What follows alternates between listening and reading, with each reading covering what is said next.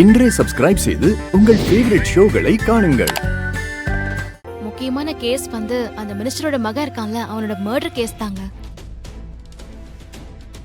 இப்ப கூட அந்த கேஸ் விஷயமா ஒரு முக்கியமான ஆளை பிடிக்க தான் வெயிட் பண்ணிட்டு இருக்கேன். முக்கியமான ஆளா? நீ நீ என்ன சொல்ற? அமைச்சரோட பையன் கேஸ்ல ஒரு பொண்ணு சம்பந்தப்பட்டிருக்கான்.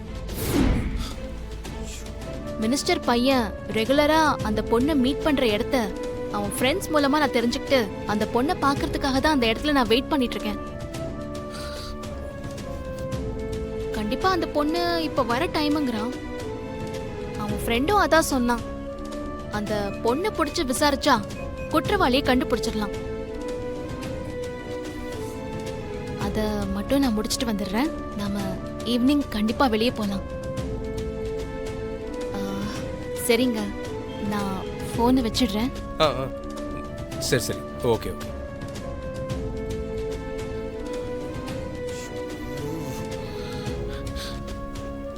துர்கா சொல்றது குந்தவைதான். துர்கா குந்தவையை பார்த்துட்டானா கண்டிப்பா துர்காவுக்கு சந்தேகம் வந்துடும். முதல்ல குந்தவைக்கு ஃபோன் பண்ணி விஷயத்த சொல்லுவோம்.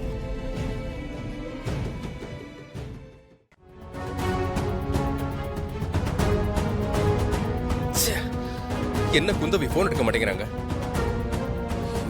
குந்தவை துர்கா கிட்ட மாட்டிக்க கூடாது.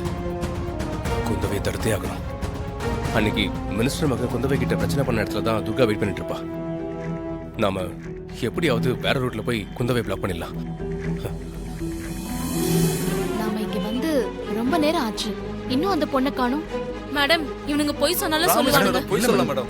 இரு, வருவாங்கல்ல? கண்டிப்பா வருவாங்க மேடம். சத்தியமா வருவா மேடம். ஓகே, பார்க்கலாம்.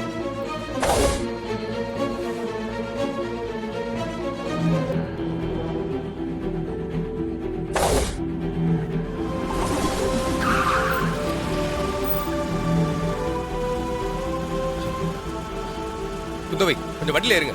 என்னாச்சு சூர்யா? ஐயோ, பேசுறதுக்கு நேரம் இல்ல, வண்டியில ஏறுங்க. என்னாச்சு சூர்யா, சொல்லுங்க. ப்ளீஸ்ங்க, வண்டியில ஏறுங்க.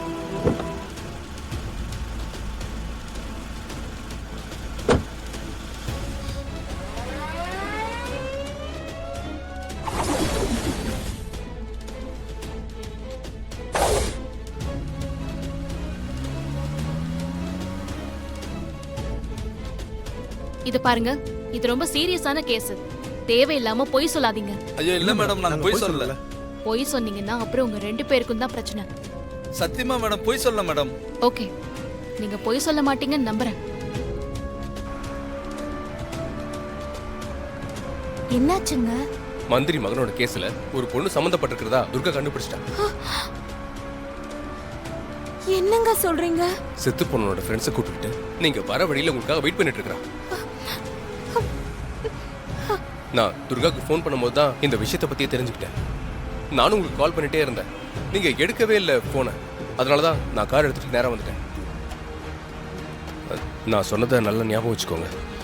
துர்கா கிட்ட மட்டும் இல்ல, வேற யாருக்கிட்டுமே இதை பத்தி சொல்லாதீங்க. சரிங்க.